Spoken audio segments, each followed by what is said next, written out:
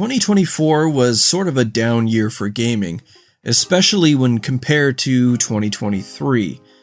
Or was it? There certainly weren't as many heavy hitters at the top, and out of the 25 new games that I played this year, I wouldn't give anything a 10 out of 10, but there were plenty of solid 8s and 9s on offer. I've ranked every single one of those 25 games, and in this video, I'll be presenting my personal top 10 games of 2024. Just a quick reminder before we get started, there's a difference between how I would critically review and score a game and how I rank these games in this list. This list is all about personal enjoyment, what clicked with me and why. So I'd like to see your top games of 2024 down in the comments section, as I do enjoy seeing everyone's unique list of favorites every year.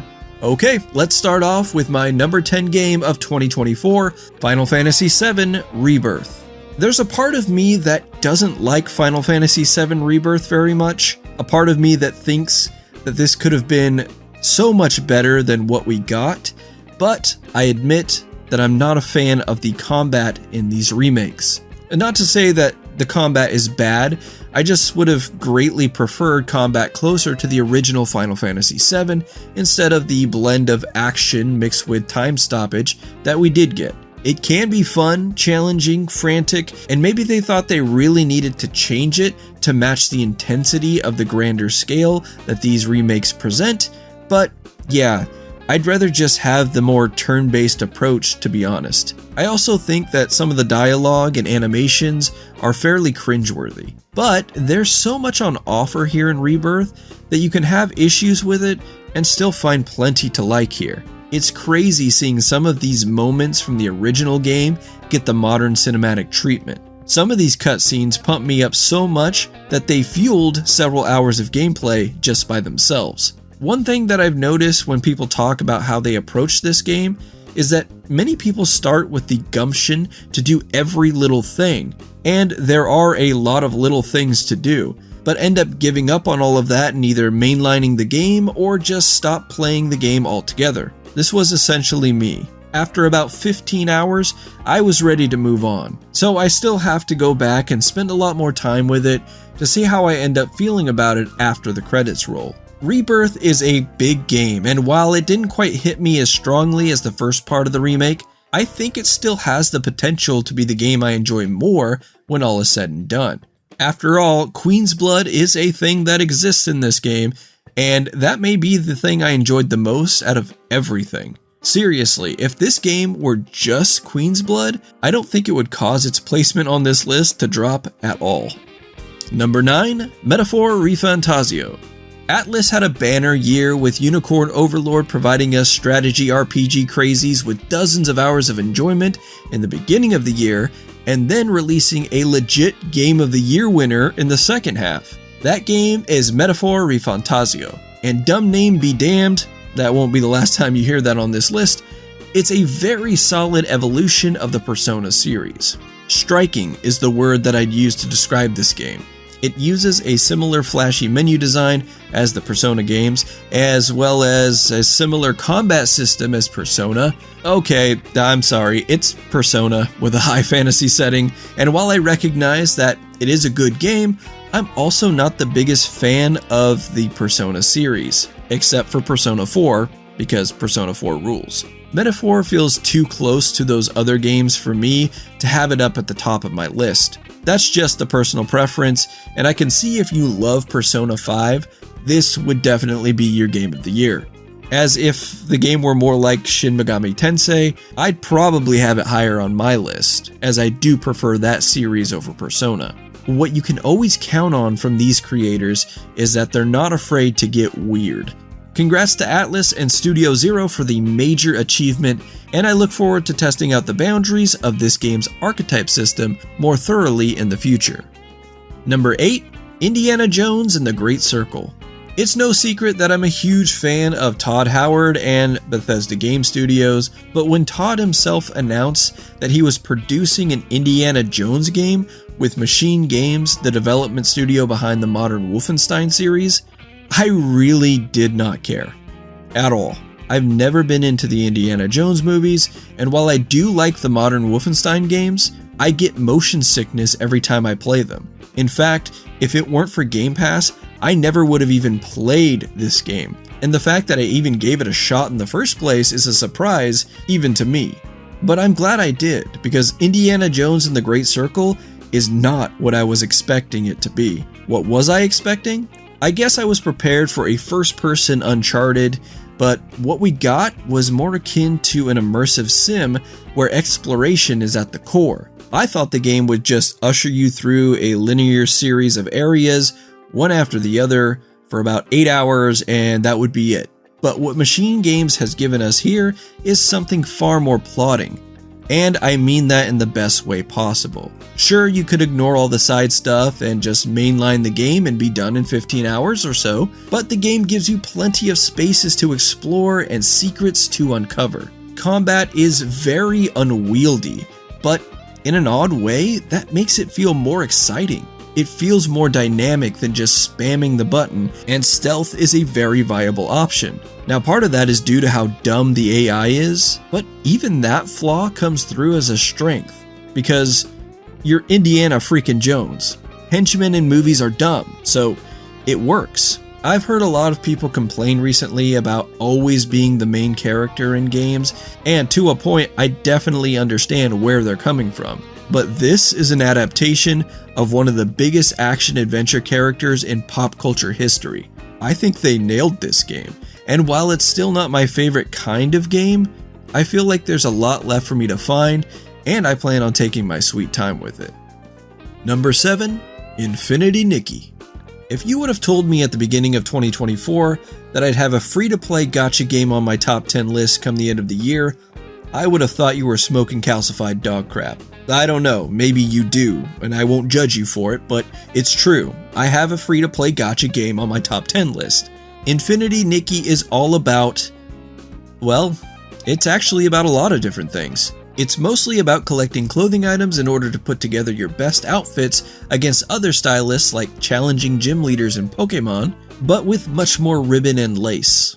It's also about collecting bling and other currencies to resonate those new tiered pieces of clothing. It's about grooming animals, fishing, riding your bicycle, catching bugs, and more.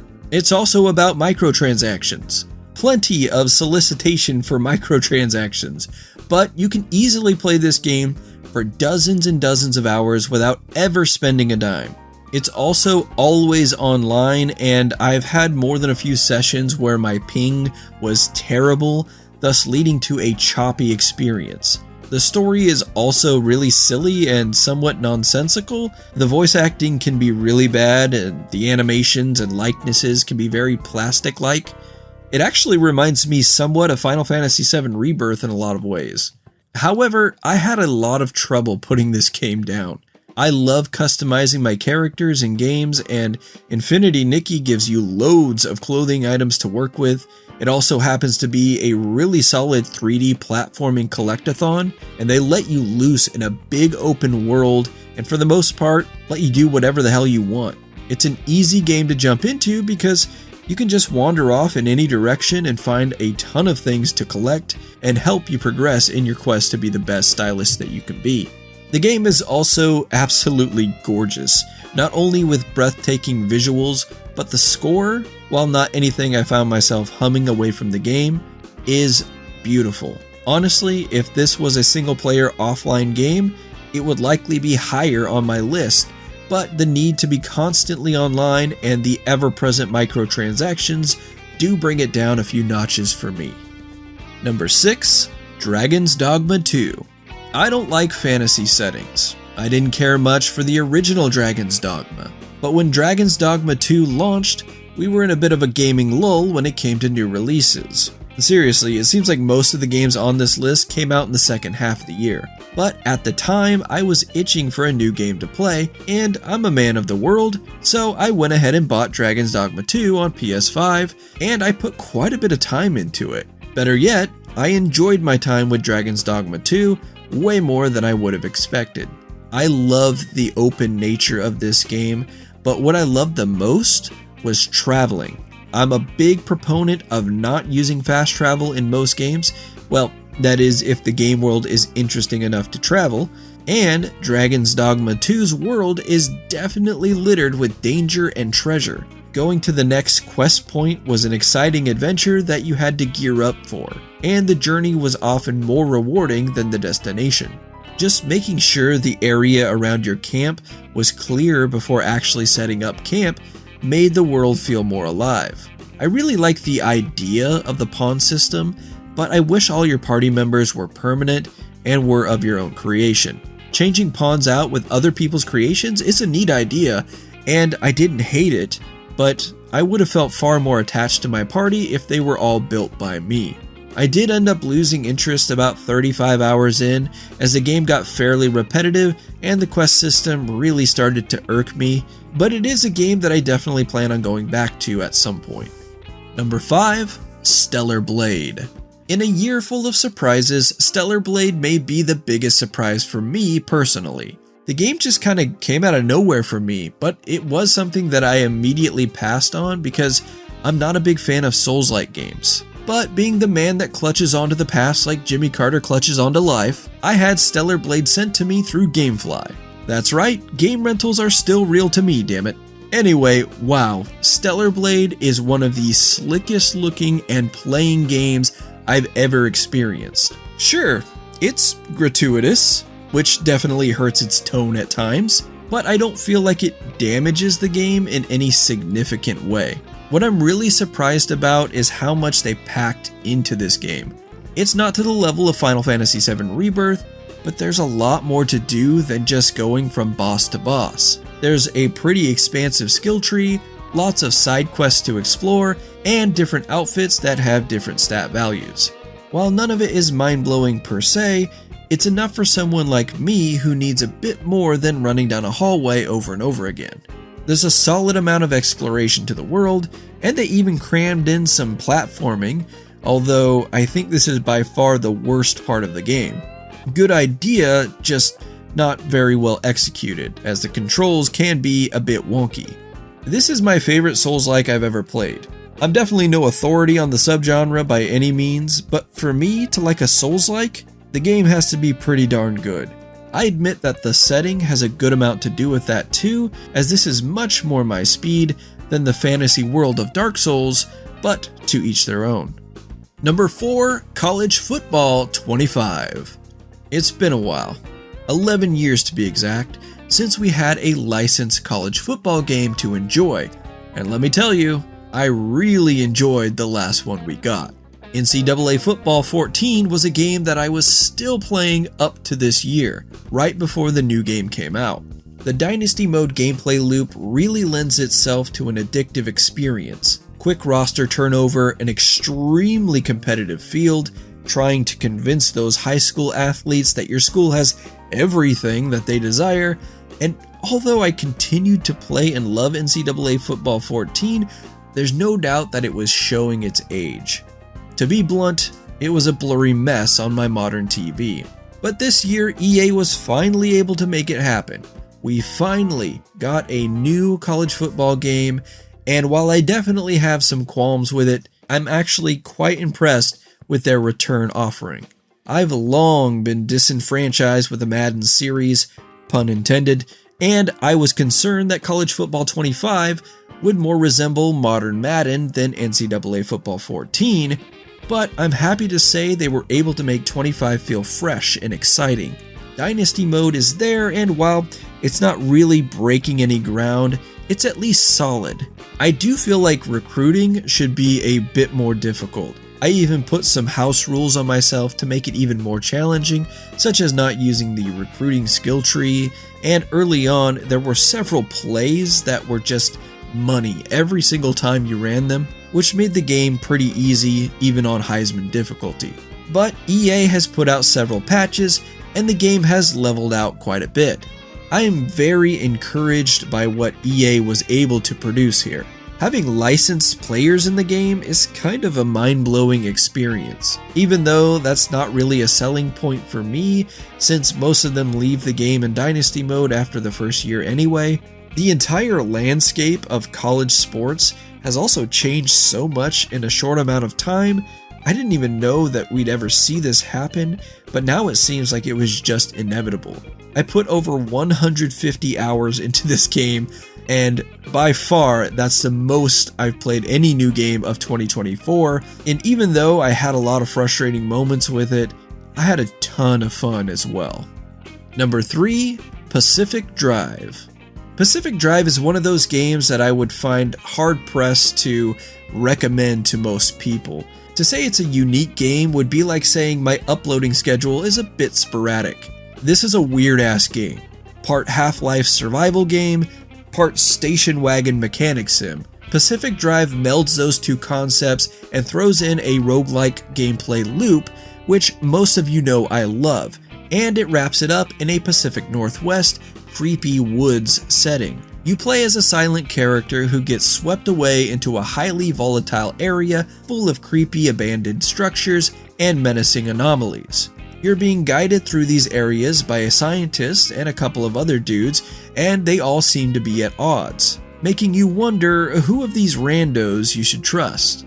You're given a garage that acts as your home base, and you roam out into these spooky areas looking for new pieces and parts to upgrade your wagon, while also trying to push the boundaries of this world and get to the bottom of why it is the way it is. Now, Pacific Drive has a fair amount of jank, but it's manageable and a lot of it is endearing, like hitting your head while trying to close your trunk door. There's also not really any combat to speak of, although you can torch these creepy little bastards that move closer to you every time you turn around with road flares, and it's very satisfying.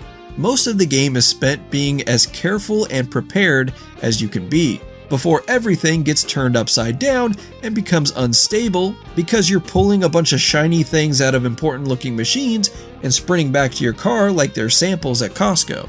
When it comes down to it, I love the gameplay loop here a lot. And I love the setting even more. I'm big into the paranormal, and this just hits every right spot for me every time I play it. It is very repetitive at times, as most roguelites are, but you never know what lurks in those zones that you have yet to visit. And upgrading the wagon, not just with functional upgrades but with aesthetical ones too, kept me going for a good long while. Pacific Drive feels very fresh, and as a fan of simulation games, this just hits so many of my favorite things. Best yet, it's fairly cheap. I got the deluxe edition physical on PS5 on release, and even that was only $40. These days you can usually get it for $20 or cheaper, and I highly recommend checking it out if any of this sounds even remotely interesting to you. Number 2, Unicorn Overlord. Dumb name be damned, Unicorn Overlord is an absolute gem of a video game. Summoning the spirit of ogre battle, Vanillaware created a beautiful homage to the tactical unit-based strategy game of the past, with their signature hand-drawn art style splashed all over the screen. The story is fine, it's fragmented in between long stretches of gameplay, so it's probably not something that's gonna hook you and guide you through your playthrough. I would go as far to say that if you're really geared towards stories in RPGs and less towards gameplay, this might not be for you. However, if you're like me and want less blabbering and more gameplay, well, this will likely be for you. Even then, I guess the unique battle system may be a big turnoff for some. You see, how it works is you're given a large map, and you travel that map looking for battles to jump into, making your squad stronger through leveling and expansion, allowing you to travel to new areas where stronger enemies lurk. When you're in the battle, you basically have a point on the map where you can send your units out, and you have to properly match your units with the enemy units on the battlefield so you can make sure that your units can always overcome your enemy's weaknesses. You're basically always pushing towards a spot on the map where you have to overtake it, and sometimes you have to overtake multiple spots while also defending the spots that you've already overtaken. Some of these encounters act as side missions that are more for earning XP for your units, while others are main story battles that push the story forward and oftentimes give you new characters to work into one of your teams. You get a certain amount of units to fill out, and you can do so with main characters or hireable generic troops. The real fun with Unicorn Overlord for me was mixing and matching not only different styles, but also their placement in the unit.